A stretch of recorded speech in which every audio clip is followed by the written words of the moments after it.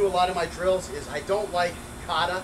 You know, one guy sitting there swinging a knife or a stick or just working on the bag. I like to do all my classes where you're actually doing it with another person. Because in a real fight, guess what? You're not just swinging your stuff in the air. There's going to be another guy there, and he's not always going to move the way you think he's moving when you're just swinging stuff in the air. I don't know if any of you have ever tried to work through some combinations, and you do something in the air, and you're like, oh, that's a good combination. And then all of a sudden you do it to a body, and it's like the physics just don't work out all of a sudden. So it's always best, if you're going to train with another person. Again, remember kata back in Japan, where it originated, and you know they also had that stuff in some of the Wing Chun temples, which was earlier on. But a lot of that kata was for solo practice. You didn't have anybody to practice with. If you have somebody to practice with, you should practice with them. Again, with the kata, I think a lot of karate was made illegal by the shoguns, so you had to practice it alone. You just couldn't go out and open a school. You couldn't go out with 80 of your friends and work out in the backyard because somebody was going to rat you out, and then you'd have samurais come down and chop you up. But if you wanted to be able to fight against these guys, you had to have some way of training, and kata was the way you could do that in the privacy of your own home without having other people having a chance to observe that you were a terrorist or whatever they referred to you back in those days. So anyways, whenever you can, work out with another person, and we'd like to get that going as soon as possible. So here we are in lesson 2, and we're going to be working out with another person. Go ahead and put your knife out. Okay, so this is good enough. You want to be a little bit beyond contact range, but you don't want to actually make contact with your partner.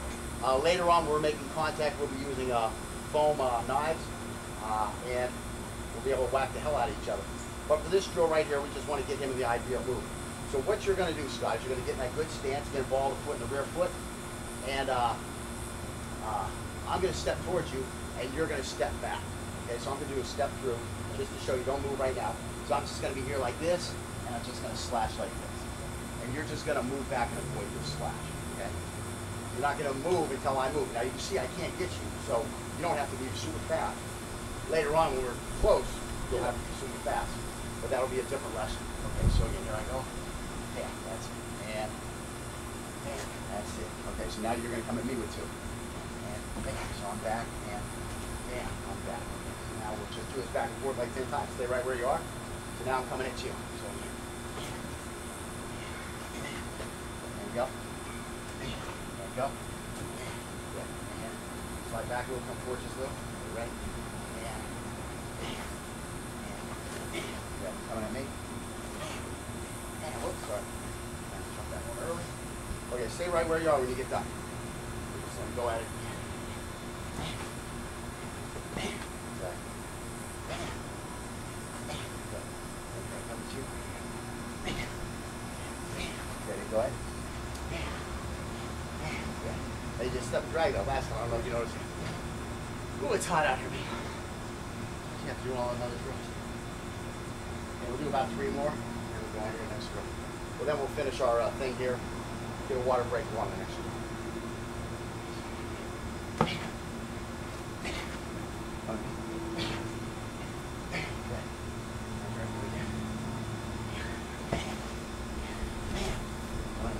Whoops, now I'm doing step drag. The step and drag comes pretty natural, especially when you know it's quicker. It's always good when the training that is right comes out when you're not meaning to come out. That means it's ingrained well in your mind. Okay, one more each.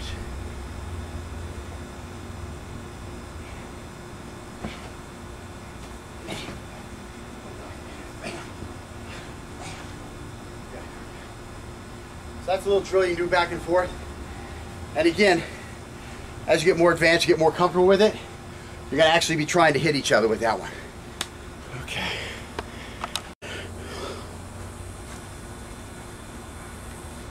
All right, just to advance that partner drill a little bit, what we're going to do is we're going to take 2 step throughs, and we're going to attack with each step. We're going to attack on angle 1, and then an angle 2, and you're just really trying to avoid it. If you have to use anything, like you think you're going to get hit, reach out and touch it with that empty hand, okay?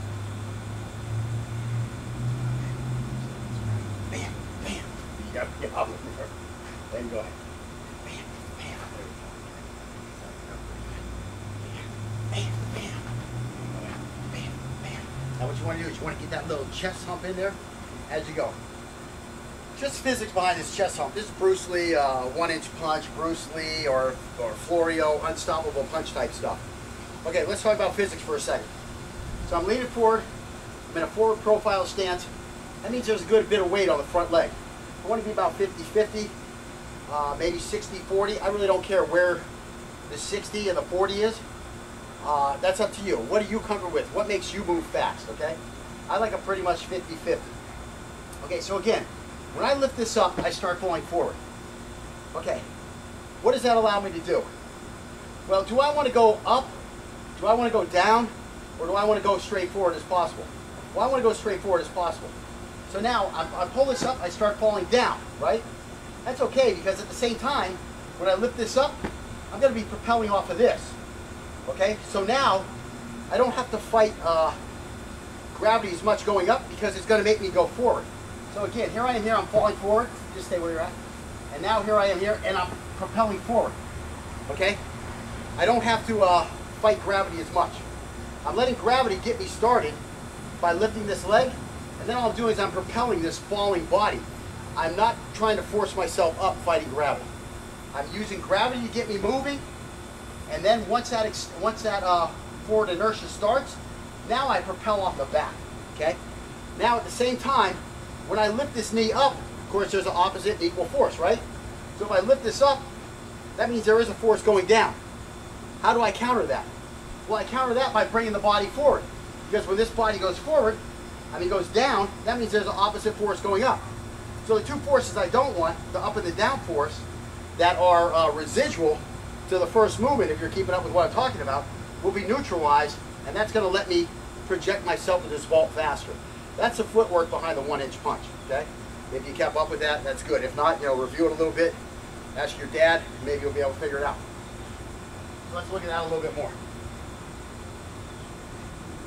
So the same thing, I'm going to try to do that same principle as we're stepping dragging. That's why as we're stepping through.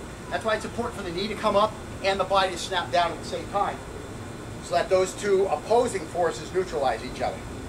And even their opposite and equal forces wind up neutralizing each other.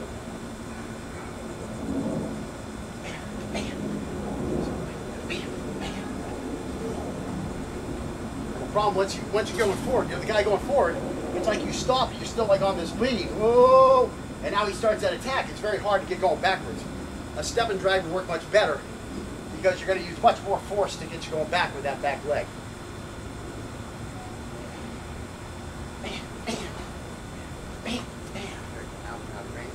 And one more. And whoops, go back first. All right. Okay, so work on that drill. Those are fun drills. And again, once we get a little more advanced, we'll actually be going for each other's throats within contact distance. Okay. Hit that thing. Okay. You got it. All right, so that wraps up our step through movement. And again, this is just the beginning. We're just introducing these things.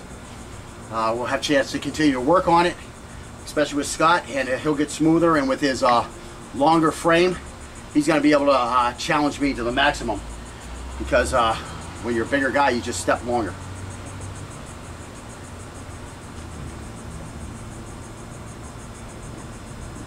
A little water break there. Okay, so hopefully we've been able to effectively adjust the timing of our weapon deployment so we are fully extended when our movement has us in range to make contact while stepping through. The knee lifting is what triggers the movement, again, versus the weapon triggering the movement. And the weapon will not begin its attack until after we've begun moving forward. This is an example of how style can dictate technique. We talked about that in the beginning with grips, how that's going to dictate technique. Again, movement can dictate technique. Let's see. With practice, these steps will become very quick, and we may be able to quickly cover over 8 feet with a single step through. Now, these are big flying knee type step through steps, which we weren't working on today. But if you're way over here and somebody's getting attacked way over here, and you want to come in with like a Superman punch on angle 6, kind of what was that movie? Troy. Oh yeah. What was the guy's name? Achilles style. That's what he's doing when he's doing that. He did a big step through. He's coming through with step through, short and choppy at first. As he's moving towards this guy doesn't know what he's doing. And boom, he flies up in the air. Of course, I believe he had the blade in his right hand. He flies up in the air towards the flank of the guy, gets up high above his guard, and boom, right between the, right just behind the clavicle, severing the subclavicle with the particular blade he's using. I can't remember the name of that blade. I wish I could. Something with an S, I think. He's actually getting down deep enough, probably to sever the aorta, maybe dissect the heart right down the center. And that's why the dude just falls out when he's done. There's no more blood pressure to keep things moving. But, you know, it's the same principles.